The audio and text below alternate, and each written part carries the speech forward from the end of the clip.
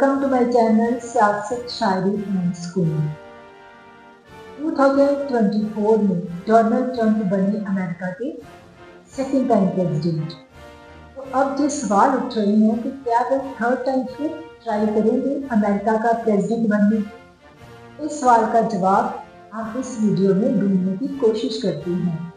अगर हम अमेरिका की हिस्ट्री को देखें तो अमेरिका में जो प्रथम प्रेसिडेंट थे वो थे जॉर्ज वाशिंगटन, जो कि 2 बार अमेरिका के प्रेसिडेंट बने।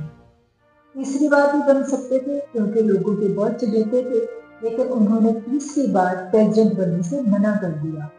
उसके बाद उनके जितने भी सक्सेसर आए सबने इनको फॉलो किया और वहाँ पर एक प्रथा बन गई कि कोई भी व्यक्ति जो है जो प्रेसिडेंट के कैंडिडेट के लिए खड़ा है या जो 2 बार प्रेसिडेंट बन चुका है वो तीसरी बार इस रेस में आगे नहीं जाएगा। लेकिन फिर काफ़ी टाइम बीतने के बाद वहाँ पर एक प्रेसिडेंट आए जिनका नाम था फ्रैंकलिन डी रूजवेल्ट, जो कि 4 बार अमेरिका के प्रेसिडेंट बने। उन्होंने किसी प्रथा की परवाह नहीं की और वो प्रेसिडेंट बनते चले गए।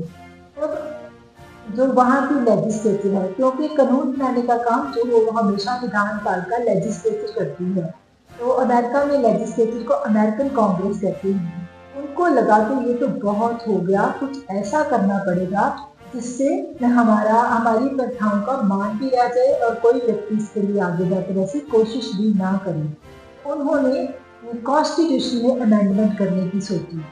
उस टाइम कॉन्स्टिट्यूशन में एक अमेंडमेंट कर दी गई जो थी 22nd अमेंडमेंट। उसमें ये बिल्कुल क्लियर लिख दिया गया कि कोई भी जो व्यक्ति 2 बार अमेरिका का प्रेसिडेंट बन चुका है, थर्ड टाइम वो प्रेसिडेंट के इलेक्शन के लिए एलिजिबल नहीं होगा।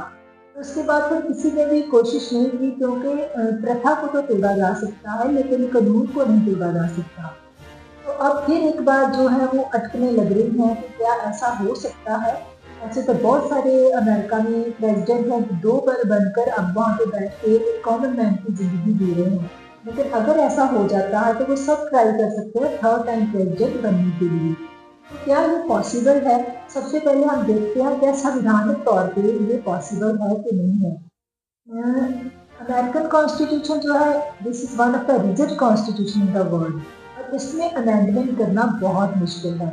इसकी अमेंडमेंट करने के लिए पहले तो प्रपोजल देना पड़ता है 2/3 मेजॉरिटी के साथ, जो वहाँ की लेजिस्लेचर है।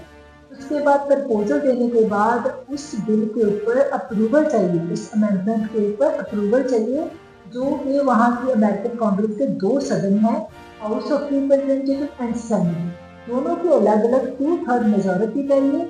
प्लस क्योंकि अमेरिका में फेडरल फॉर्म ऑफ गवर्नमेंट को इस्टेब्लिश किया गया है और वहाँ पे स्टेट्स भी बहुत ज़्यादा पावरफुल है, तो उनकी भी स्वीकृति चाहिए। तो स्टेट जो है उनकी 3/4 जब स्टेट जस्ट करेंगी तभी जाके वो अमेंडमेंट पॉसिबल होगी। तो 3/4 स्टेट्स का मतलब है कि अमेरिका में 50 स्टेट्स हैं, तो कम से कम 38 स्टेट्स जब इस प्रपोजल को, इस बिल को अप्रूव करेंगी तब जाके वो अमेंडमेंट हो सकेगी। सो अमेंडमेंट का प्रोसीजर बहुत ज़्यादा टफ है, और जो इस टाइम यहाँ का सिनेरियो है उसमें ये कर पाना नामुमकिन के भी बराबर है। तो ये बहुत कठिन लगता है कि ऐसा हो सकता है। वैसे तो वहाँ पे पहले भी एक बार ऐसा हुआ है कि अमेंडमेंट में थोड़े को कुछ किया जा सकता है उसके साथ, जैसे कि 18th अमेंडमेंट हुई। 18th अमेंडमेंट में कुछ परिवर्तन करने के लिए उनको 21st अमेंडमेंट करनी पड़ी। 18th अमेंडमेंट अपनी जगह पे वहाँ पर ही है, लेकिन 21st अमेंडमेंट करके उसमें जो चेंजेस थी वो कर दी गई। इसी तरह से 22nd अमेंडमेंट में भी कुछ किया जा सकता है, लेकिन वो प्रोसीजर बहुत ज़्यादा टफ है और वो शायद भी पॉसिबल ना हो। और अगर कॉन्स्टिट्यूशनली पॉसिबल नहीं है, तो सुना है कि पॉलिटिकली ये पॉसिबल हो सकता है, क्योंकि जो पावर होती है वो अपने रूल्स को चेंज कर लेती है।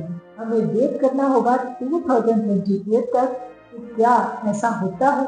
अगर ऐसा होता है तो ये एक बहुत ही हिस्टोरिकल इवेंट होगी अमेरिका के इतिहास में। तो ऐसे ही हम आपको ज्ञान की बातें बताते रहेंगे। आप हमारे चैनल को करते रहिए सब्सक्राइब, और मिलते हैं आपको अगली वीडियो में। तब तक के लिए बाय बाय।